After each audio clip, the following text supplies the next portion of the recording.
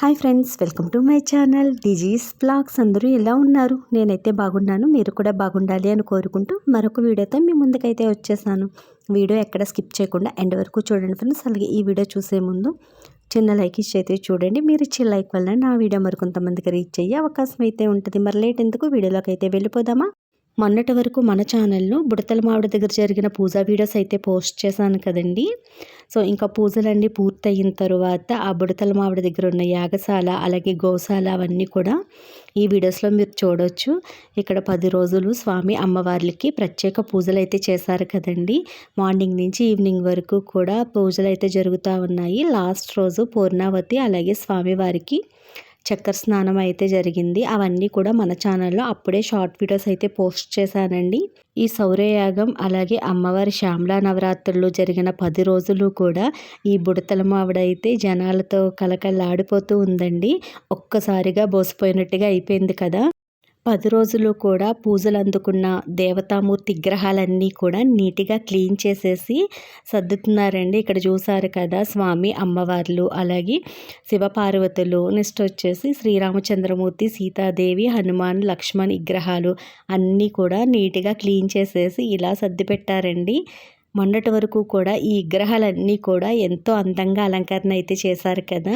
ఆ వీడియోస్ అన్నీ కూడా చూడకపోతే కనుక డిస్క్రిప్షన్స్లో లింక్స్ ఇస్తాను, చూడండి. ఎంత బాగా జరిగాయో పూజలు అయితే. ఇప్పుడు అలంకరణ చేసిన విగ్రహాలు ఇవేనా అనిపిస్తున్నాయండి నాకు ఇప్పుడు చూస్తుంటే. ఎందుకంటే ఆ అలంకరణలో ఈ రాముల వారు, సీతాదేవి ఏంటి, వెంకటేశ్వర స్వామి వారు, శివపార్వతులు విగ్రహాలు చాలా పెద్దగా అనిపించాయి. అంటే పూలదండలు, నగలతో అలంకరణ అంతా కూడా చాలా బాగుందండి. ఇప్పుడు చూస్తుంటే ఇంత చిన్న చిన్న విగ్రహాలు అనిపిస్తున్నాయి. వీటన్నింటినీ కూడా ఎంతో నీట్గా క్లీన్ చేసేసి సర్దుతున్నారన్నమాట మొత్తం పూజా సామాగ్రి అన్నీ కూడా. కానీ పూజలు చేసుకోవడం ఒక ఎత్తు అయితే చేయించే పూజారులు ఒక ఎత్తు అండి. కానీ ఈ పూజల వెనకాల కమిటీ నెంబర్స్ పడే కష్టం ఇంకొక ఎత్తు అని చెప్తాను నేను. ఎందుకంటే మనం వెళ్ళామా, పూజ చేసుకున్నాము, వచ్చామన్నట్టుగా మనం చేస్తాము. పూజారి గారు ఏదో మన చేత చేయించాము, ఆ లోపల విగ్రహాలను అలంకరణ చేసి ఆ పూజ చేయించారు అన్నట్టుగా వాళ్ళు ఉంటారు. కానీ వెనకతల ఆ వంటశాలలో వంటలు చేసే వాళ్ళైనా, వాళ్ళకి హెల్ప్ చేసే వాళ్ళైనా, జస్ట్ మనం పూజ చేసుకునే ప్లేస్ ఎప్పటికప్పుడు నీట్గా క్లీన్ చేసి తర్వాత రోజుకి పూజకి ఎటువంటి ఇబ్బందులు లేకుండా అన్ని సౌకర్యాలు చూసేవాళ్ళు కమిటీ మెంబర్స్ అండి. సో వాళ్ళైతే చాలా బాగా చేశారు. సో ముందు వీడియోలో చెప్దాం అనుకున్నాను, నాకు ఆ రోజు అంత ఐడియా లేదు. ఎందుకంటే ఆ రోజు వాటర్ ఇస్తున్నారు కదా, పూజ మధ్యలో వాటర్ అలాగే పూజకు కావాల్సినవన్నీ ఎవరైనా తెచ్చుకోకపోతే వాళ్ళకి హెల్ప్ చేయడం కింద చాలా బాగా చేశారండి ప్రతిదీ కూడా. సో ఏంటి ఇక్కడ వంటల వీడియోస్ వస్తున్నాయి అనుకుంటున్నారా? మేమైతే రథసప్తమి రోజు పాలు పొంగించుకోవడానికి అత్తయ్య గారి ఇంటికి వెళ్ళాము కదా, అవి అక్కడే ఉన్నాం కదండి. వాళ్ళకి ఇవ్వడం కోసం మాకు దగ్గర ఆడపడుచు అయితే గారెలు అలాగే గోధుసున్న అయితే చేశారండి. అంటే ప్రసాదం అంటాం కదా, అదైతే చేస్తున్నారు. సో అప్పుడైతే వీడియో క్లిప్పింగ్ షూట్ చేశానండి.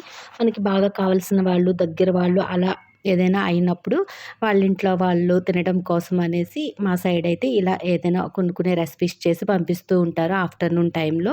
సో ఆ విధంగా ఇవైతే చేశారండి. ఆ నెక్స్ట్ డే వచ్చేసి సేమియా అలాగే పొనుకులు ఉంటాయి కదా, పెసర పొనుకులు, అవైతే చేశారు.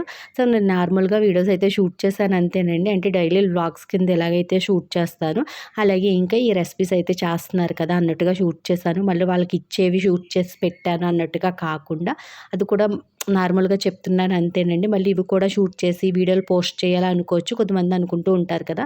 సో అలా కాదు, నేను మామూలుగా వీడియోస్ ఇంక మార్నింగ్ నుంచి ఈవినింగ్ వరకు రొటీన్ అన్నట్టుగా షూట్ చేస్తూ ఉంటాను కదా, అందులో భాగంగానే ఇంకా ఎలాగ చేస్తున్నారు కదా అన్నట్టుగా చిన్న చిన్న క్లిప్పింగ్స్ అయితే షూట్ చేశాను. మామగారు వచ్చేసి పెసర పునుకులు వేయటం కోసం పెసరపప్పు అయితే రుబ్బుతున్నారండి. ఈ మామగారికి ఎంత ఓపికనండి. రోజుల్లో ఇలా రోటిని రుబ్బి పొనుకులు, గారెలు ఇలాంటివి ఎవరు వండుకుంటున్నారండి? ప్రతి ఒక్కరు కూడా గ్రైండర్కి అయితే వేసేస్తున్నారు. ఆ గ్రైండర్ కూడా రోజు తోముకోవాలి అన్నట్టుగా వారంలో ఒక రోజు మనకి దోశలకి, ఇడ్లీకి కావాల్సిన సరిపడ పప్పు అంతా కూడా ఒకేసారి వేసేసుకుని ఫ్రిడ్జ్లో పెట్టుకుని స్టోర్ చేసుకుంటున్నాం కదండి. అయినప్పటికీ కూడా ఈ మామగారు అస్సలు ఒప్పుకోరండి. ఎందుకమ్మా ఎంతసేపు రుబ్బుకుంటాం, ఒక 10 నిమిషాల్లో పప్పు అయిపోద్ది, ఏముంది అంటారు. ఇలా రోటిని రుబ్బి వండుకున్న రెసిపీస్ ఎక్కువ బాగుంటాయండి. ఆ పప్పు కూడా మనకి ఉరువవుతుంది అనమాట. సో మన గ్రైండర్లో వేసిన పప్పు ఏంటంటే గ్రైండర్ తిరిగి కొలిది కరెంటుకి వేడవుతూ ఉంటుంది. మీరు ఎప్పుడైనా గమనించారో లేదో. సో అలా వేడిగా అవ్వటం వల్ల పప్పు అన్నది అంత బేగా ఉరువు అవ్వదండి. అంటే ఎక్కువ క్వాంటిటీలో అవ్వదన్నమాట మనకి. కానీ రోటిని రుబ్బింది ఏంటంటే మనకి వేడి అవ్వదు, నెక్స్ట్ పప్పు ఉరువు అవుతుంది. గుల్లగా కూడా ఉంటాయండి ఏ రెసిపీస్ చేసుకున్నప్పటికీ కూడా. ఇంకా పూర్వం నుంచి కూడా పెద్దవాళ్ళకి అలవాటు కదా! వాళ్ళు మనం గ్రైండర్‌లో వేస్తామన్నప్పటికీ కూడా ఆ వండిన రెసిపీస్ టేస్ట్ లేవంటారు గ్రైండర్‌లో వేయటం వలన. సో, అలాగే ఇలా రోటిని రుబ్బు చేశారంటే అవి ఎలా ఉన్నప్పటికీ కూడా రోటిని రుబ్బిన వాళ్ళు టేస్ట్‌గా ఉన్నాయంటారండి. ఈ మామగారనే కాదు వెనకటి వాళ్ళు పెద్దవాళ్ళు ఎవ్వరైనా సరేనండి. మనం మిక్సీలు, గ్రైండర్‌లకేసినవి అసలు వాళ్ళకి టేస్ట్‌గానే లేవనేస్తారు. సో, మా అమ్మమ్మ కూడా అంతే మాట. మేమెప్పుడు కూడా పప్పులు గ్రైండర్‌కేసిస్తామమ్మ అన్నప్పుడు కూడా అసలు వినదండి. ఓపికున్నా లేకపోయినా ఆ రోటినే రుబ్బుకొని ఆ గారెలు, రొట్టె ముక్కలు అన్నీ వేసుకుంటది. 4 సంవత్సరాల క్రితం వరకులెండి. ఇప్పుడు అంత ఓపిక లేదు. అత్త వాళ్ళే ఇస్తారనుకోండి. సో, ఇక్కడొచ్చేసి రోటిని రుబ్బిన పప్పేమో పెసర బొనుకులైతే ఫాన్సుల్లా భలే ఉన్నాయండి. సేమియా పెసర బొనుకులైతే తయారైపోయాయి. సో, మా ఆడపడుచు వాళ్ళైతే తీసుకువెళ్లారు. సో, ఇక్కడొచ్చేసి మా వీధిలో బ్రాహ్మణుల వాళ్ళు మనవరాలైతే వచ్చిందంటండి. మొదటిసారి నానమ్మ ఇంటికొచ్చినప్పుడు సారీ పంచిపెడతారు కదా! ఆ సారైతే ఇచ్చి 1 వీక్ అవుతుందంటలెండి. సో, అత్తయ్య గారైతే అందులో స్వీట్స్ అవన్నీ తీసేసారంట. నెక్స్ట్ ఇక్కడ క్లిప్పులు, హెయిర్ బ్యాండు, నెక్స్ట్ చిన్న బొమ్మ కీచెయిన్ అయితే ఇచ్చారు బేబీది. అలాగే ఒక కోను, నెక్స్ట్ స్టిక్కర్ల ప్యాకెట్టు, ఇంకా పసుపు, కుంకుమ ఇది ఇస్తారు కదా! శనగపిండి. ఇవన్నీ కూడా ఇంకా కవర్‌లో అలా ఉంచేసారంట. సో, అక్కడ ఏంటండి కవర్ అని అడిగితే, వాళ్ళు మొన్న సారీ ఇచ్చారు. అందులో ఉన్న స్వీట్స్ అవన్నీ తీసేసాను కానీ, ఇవైతే అలా ఉంచేసానని చెప్పారు. బొమ్మ బావుంది కదండీ! చిన్న బొమ్మ కీచెయిన్ మాట. సో, ఇంక ఇవైతే నేను చిన్నగా వీడియో క్లిప్పింగ్ అయితే షూట్ చేశాననమాట. సో, ఇక్కడి వరకు ఇంకా మాఘమాసంలో అత్తయ్య గారి ఇంటి దగ్గర షూట్ చేసిన వీడియోస్ అయితే పూర్తయిపోయాయండి. పోస్ట్ చేసేసాను. సో, ఇంక ఇక్కడి నుంచి న్యూ వీడియోస్ అంటే మన ఇంటి దగ్గర నేను షూట్ చేసుకున్న వీడియోస్ అయితే మీతో షేర్ చేసుకుంటాను. సో, ఇంక మేమైతే రిటర్న్ బయలుదేరిపోతున్నాము. రిటర్న్ బయలుదేరి వెళ్ళిన వీడియో అయితే ఆల్రెడీ మన ఛానల్‌లో అప్పుడే పోస్ట్ చేశానండి. తరువాత మళ్ళీ మేము 10 డేస్‌కే మళ్ళీ మేము తిరిగి ఊరైతే వెళ్ళామండి. మూడమైతే అయిపోయింది కదా! ఇంక మంచులైతే వచ్చేసాయి కదా! ఇంక మ్యారేజ్‌లున్నాయి. నెక్స్ట్ కొన్ని ఫంక్షన్స్ అయితే ఉన్నాయి. అవన్నీ కూడా చూసుకుందాం అనేసి వెళ్ళిన తర్వాత ఇంక ఫుల్ వీడియోస్ అయితే ఏం షూట్ చేయలేదు కానీ 2, 3 షార్ట్ వీడియోస్ షూట్ చేశానండి. నెక్స్ట్ పోస్ట్ చేస్తానులెండి. సో, ఇంక రిటర్న్ బయలుదేరిపోయేటప్పుడు కూడా నేనైతే వీడియో ఏం షూట్ చేయలేదు. తునిదాకా వచ్చిన తర్వాత కూరగాయలు అమ్మే లేడీస్ అయితే ఎక్కారండి. వాళ్ళు తీసుకొచ్చిన బ్యాగ్‌లో అన్నీ కూడా గ్రీన్ కలర్ కూరగాయలు. ఇక్కడ మీరు చూస్తున్నారా బఠానీలు, చిక్కుడుకాయలు, బొబ్బరి చిక్కుళ్ళు, పచ్చటికాయలు, వంకాయలు అన్నట్టుగా. సో, అన్నీ గ్రీన్ కలర్స్ తెచ్చారేంటి అన్నట్టుగా వీడియో షూట్ చేశాను. ఈలోపు మా ఆడపడుచు కూరగాయలన్నీ తీసుకున్నారండి. ఏ ప్యాక్ అయినా 20 రూపీసే మాట. బాగున్నాయండి కూరగాయలైతే చాలా ఫ్రెష్‌గా ఉన్నాయి. సో, ఇంకా వంకాయలు, క్యారెట్స్ ఇలాంటివి తీసుకురాలేదంటే అవి కూడా ఉన్నాయేమో అడుక్కున్నాయి. ఇప్పుడే కదా ట్రైన్ ఎక్కాము. మొత్తం బోగీలన్నీ తిరిగి అమ్మాలి కదా! ఇక్కడ పెడతాను మెయిన్ బ్యాగ్. ఇక్కడి నుంచి కొన్ని కవర్స్ అన్ని రకాల కూరగాయలు తీసుకొని మొత్తం తిరిగొస్తానని చెప్పి అయితే చెప్తుందండి. సో, మా ఆడపడుచు గారైతే 120 రూపీస్ అంటే 6 కవర్స్ తీసుకున్నారు. సో, ఆ రోజు ఫస్ట్ బోని మా ఆడపడుచేనండి. ఆమె చెయ్యి మంచిది బోని జరిగింది అనేసి మళ్ళీ రిటర్న్ వచ్చి ఆమెకి ఇవేంటి బఠానీలయితే గ్రీన్ పీస్ అయితే ఇచ్చిందండి. మా ఆడపడుచు వద్దన్నా సరే తీసుకో అమ్మా ఒక్కొక్కసారి ట్రైన్‌లో అమ్మాలంటే భయమేస్తది. ఏడుపొస్తదమ్మా నాకు. ఒక 2, 3 కవర్లు కూడా అవ్వవు ట్రైన్ అంతా తిరిగినప్పటికి కూడా. ఈ రోజు ఏంటోనమ్మా ఒక 2 రౌండ్‌లేస్తేనే సగం బ్యాగ్ అంతా ఖాళీ అయిపోయింది. ఒక 20 కవర్స్ ఉన్నాయి. మీ పుణ్యమా అంటే వైజాగ్ ఎళ్ళేలోపు అవి కూడా అయిపోతాయి అనేసి మా ఆడపడుచు అయితే అసలు వద్దమ్మా నువ్వు కష్టపడి అమ్ముకుంటున్నావు. ఇందులో నేను చేసింది ఏముందంటే లేదమ్మా నువ్వు 120 రూపీస్ కొనుక్కున్నావు. ఎవరైనా అయితే బేరాలాడి ఒక కవర్ ఎగస్ట్రా అడుగుతారు. నువ్వు అలా కూడా అడగలేదు. సో, నేనే ఇస్తున్నాను అవమానంగా తీసుకొని అయితే ఇచ్చేసి వెళ్ళిపోయిందండి. సో, మేము ఇంటికైతే వచ్చేసాం. ఏంటి ఇంటి ముందు పెళ్లి పందిరి అనుకుంటున్నారా? మన ఇంటి ముందు కాదులెండి. మా కింద ఫ్లోర్‌లో వాళ్ళ అబ్బాయిదైతే మ్యారేజ్ మాట. ఆ రోజు మార్నింగే పెళ్లిరాట వేశారు. పెళ్ళికొడుకునైతే చేశారండి. పిలిచారన్నమాట. మార్నింగ్ పెళ్లిరాట టైంకి రావాలి. పెళ్ళికొడుకుని చేసే టైంకి కూడా ఉండాలి అనేసి నాకు 2 నెలలు ముందే చెప్పారండి ఆంటీ వాళ్ళు. ఎందుకంటే మేము ఎక్కువగా ఊర్లు వెళ్తూ ఉంటాం కదా! మళ్ళీ కనిపిస్తారో కనిపించరో ఆ టైంకి మీకు 2 నెలలు ముందే చెప్పేస్తున్నాను.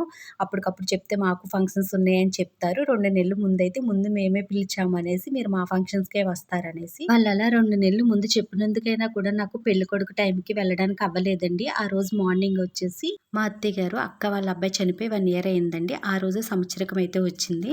సో, పెళ్ళికొడుకు కంటే కూడా ముందు మనకు అది ఇంపార్టెంట్ కదా! మళ్ళీ ఇంట్లో వాళ్ళు రాలేదంటారు అన్నట్టుగా. సో, అక్కడికైతే వెళ్ళిపోయానండి. ఏవైనా ఫంక్షన్స్ అయితే గనక వెళ్ళకూడదు అనుకున్నానులెండి. సంవత్సరకం కాబట్టి ఎళ్ళవలసొచ్చింది. నెక్స్ట్ ఇంకోటేంటంటే మా సైడ్ పెళ్ళిళ్ళు ఎలా జరుగుతాయి, పెళ్ళికొడుకుల్ని ఎలా చేస్తారు అన్నీ కూడా నాకు తెలుసు వెళ్తూ ఉంటాం కాబట్టి. కానీ ఇటు సైడ్ ఎలా చేస్తారన్నది తెలీదండి. ఇంతకు ముందు కూడా వీళ్ళు పెళ్ళికి 3 నెలలు ముందనుకుంటానండి. ఏదో పసుపు దంచటమో ఏంటో అని అప్పుడు కూడా పిలిచారు. అప్పుడు కూడా మనం లేము ఊళ్ళోనే ఉన్నాము. అలాగే వీళ్ళ సైడ్ ఏంటంటే అమ్మాయి పెళ్ళికి ముందు అబ్బాయి వాళ్ళ ఇంటికైతే రాదంటండి. పెళ్లి అయిన తర్వాత అప్పుడు పెళ్లి బట్టలతో అబ్బాయి, అమ్మాయి కూడా అత్తింటికైతే వస్తారంటండి. మా సైడ్ అయితే పెళ్ళికి ముందే అమ్మాయి అత్తింటి గడపలు అయితే దాటేస్తదండి. అలాగే ఈ పెళ్లి కూతురు కూడా మార్నింగ్ వస్తాదేమో అనుకున్నాను నేను. కానీ అబ్బాయి వాళ్ళే కళ్యాణ మండపానికి అయితే వచ్చేసారు. అమ్మాయి వాళ్ళు కూడా కళ్యాణ మండపానికి అయితే వచ్చేస్తారని అయితే చెప్పారండి. సో, అంటే ఒక్కొక్క ప్రాంతంలో ఒక్కొక్క సైడ్ ఒక్కొక్క రకంగా చేస్తారు కదా! మా సైడ్ మాకది అలవాటు. ఇటు సైడ్ వాళ్ళు ఎలా చేస్తారన్నది నేను కానీ ఈ పెళ్ళికి వెళ్తామైతే మొత్తం అంతా కూడా వీడియో అయితే షూట్ చేసింది. అంటే పెళ్ళికొడుకు అప్పటి నుంచి ఇవన్నీ కూడాని. కానీ మనం లేకపోవటం వల్ల ఏ వీడియోస్ షూట్ చేయలేకపోయాము. ఇంక రిసెప్షన్‌కి అయితే వచ్చాం కదండీ! పెళ్లి కూడా సందకాడే 11 ఆ టైంకి అనుకుంటాను జీలకర్ర, బెల్లం పెట్టడం. ఇంక పెళ్లి వరకు అయితే ఉండలేదండి మేము. 10 ఆ టైంకి అయితే ఇంటికి బయలుదేరిపోయి వచ్చేసాము. అప్పటికే లేట్ అయిపోయింది. తెల్లవారి మళ్ళీ ఊరికొకటే వెళ్ళాలి కదా! లేవలేము అన్నట్టుగా. సో, ఇక్కడ పెళ్ళికొడుకు, పెళ్ళికూతురు అయితే బాగున్నారు కదండీ! సో, అబ్బాయి వాళ్ళ సొంత మేనమామ గారు అమ్మాయిని చేసుకుంటున్నాడు. అలాగే స్టేజ్ మీద ఉన్నారు కదా! పెళ్ళికొడుకు పక్కన వైట్ డ్రెస్‌లో వాళ్ళ నాన్నగారు, అటు పక్కన light green colour red blouse వేసుకున్న వాళ్ళు వాళ్ళ మమ్మీ మాట. అలాగే ఇంకా మా అపార్ట్మెంట్‌లో ఉన్న వాళ్ళందరిని కూడా కలిసానండి. ఇంకా అంతా కూడా వీడియో అయితే ఏం షూట్ చేయలేదు కానీ, నేనైతే అనుకోకుండా పెళ్ళిలో యూట్యూబర్‌ని కలిసానండి. ఆల్రెడీ ఈ యూట్యూబర్‌ని ట్రైన్‌లో పరిచయం చేశాను కదా! మీ అందరికీ కూడాని. తనకు కూడా రాధాద్వారంపూడి యూట్యూబ్ ఛానల్ అయితే ఉంది కదండీ! సో, నేను చూడలేదు. తను కూడా ఈ మ్యారేజ్‌కి అయితే వచ్చిందంటండి. తను వస్తదని నేను అసలు ఎక్స్‌పెక్ట్ చేయలేదు. అనుకోకుండా ఇద్దరం కూడా కలుసుకున్నాము. అలా కాసేపయితే కబుర్లు చెప్పుకున్నామండి. ఇంకా కబుర్లంటే ఏముంటాయండి యూట్యూబర్‌లకి. మీ ఛానల్ ఎలా ఉంది? ఏంటి? ఆ వీడియో పెట్టారు కదా! నిన్న చూసాను. ఈ వీడియో పెట్టారు. ఇంక ఇవే కబుర్లండి. నార్మల్ పీపుల్స్ అనుకోండి. ఏంటి ఈ మధ్య ఎక్కడ కనిపియటం లేదు. కొంచెం ఒళ్ళొచ్చిందే, లేకుంటే కొంచెం బక్కగా అయిపోయావే, ఈ బ్లౌజ్ ఎక్కడ కుట్టించావు? ఈ వర్క్ ఎక్కడ చేపించావు? ఆ కబుర్లుంటాయండి. సో, ఏదో కబుర్లు చెప్పుకోవాలి కదా! కలిసిన తర్వాత అన్నట్టుగా మేమైతే యూట్యూబ్ గురించి కాసేపు మాట్లాడేసుకున్నాం అలా. ఇక్కడైతే ఫోటోస్ తీసుకోవడానికి భలే డెకరేషన్ చేశారండి. అందరూ కూడా ఇక్కడ పిక్స్ అయితే తీసుకుంటున్నారు. వీళ్ళని ఆల్రెడీ మన ఛానల్‌లో చూసారు. వినాయక చవితి టైంలో మేమందరం కలిసి వినాయకుడి టెంపుల్‌కి వెళ్ళాము కదా! సో, మా పక్క అపార్ట్మెంట్‌లో వాళ్ళని చెప్పాను కదండీ! వాళ్ళందరూ గ్రూప్ ఫోటో అయితే తీపించుకుంటున్నారు. ఇంకా ఎవరో ఫ్యామిలీస్ కూడా తీపించుకున్నారు. మా అపార్ట్మెంట్‌లో నేను, మౌనిక ఇక్కడ తింటుంది కదా ఫుడ్డు. తను, తిను మేము ముగ్గురం తీసుకుందాం అనుకున్నాం కానీ అక్కడ అసలు ఖాళీయే లేదండి. ఇంక సర్లే మన ముగ్గురు నార్మల్‌గా ఇలా ఫ్రంట్ క్యామ్ పెట్టుకో ఒక పిక్ తీసుకుందాము అన్నట్టుగా వీడియో తీసుకొని పిక్ తీసుకున్నాము. సో, ఇంక అప్పటికే టైం 10 అలా అయిపోయిందండి. ఇంక బయలుదేరిపోదాం కదా అన్నట్టుగా మేమైతే ఇంకా బయలుదేరిపోయే ముందు ఇక్కడ స్క్రీన్ మీద వీళ్ళు ఫోటోషూట్ అయితే వేశారన్నమాట. చాలా బాగుందండి. ఆల్రెడీ ఈ టెంపుల్‌కి నేను ఎన్నో సార్లు వెళ్ళానండి స్టీల్ ప్లాంట్‌లో. మన ఛానల్‌లో కూడా వీడియోస్ పోస్ట్ చేశాను. అయినప్పటికీ కూడా ఇక్కడ స్క్రీన్ మీద చూస్తుంటే ఎక్కడ అనుకున్నానండి. సో, అప్పుడు వాళ్ళు చెప్పారన్నమాట. అదేంటది స్టీల్ ప్లాంట్‌లో టెంపుల్ పూరి జగన్నాథ్ నీకు తెలీదా అనేసి. అయ్యో! మన ఛానల్‌లో వీడియోస్ కూడా ఉన్నాయి కదా! అంటే ఇందులో చూస్తుంటే ఇంత అందంగా కనిపిస్తుంది. మన ఫోన్‌లు కాబట్టి ఆ విధంగా ఉన్నదా అని అప్పుడైతే అనిపించిందండి. ఇంకా అలా మ్యారేజ్‌లో తినేసి, తిరిగేసి ఇంకా రిటర్న్ ఇంటికైతే బయలుదేరిపోతూ వీడియో అయితే షూట్ చేశాను. సో, రాధా ద్వారంపూడి గారి పెళ్ళిలో అనుకోకుండా కలిసారు. డీజేస్ వ్లాగ్స్ యూట్యూబర్ ఫ్రెండ్స్ అన్నమాట.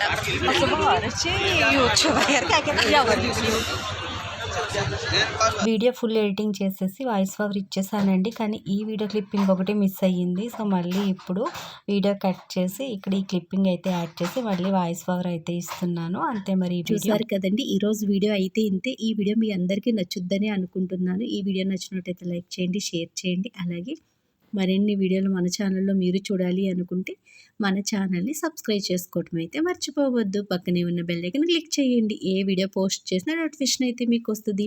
Thanks for watching. Bye bye. రేపటి వీడియోలో మళ్ళీ కలుసుకుందాం.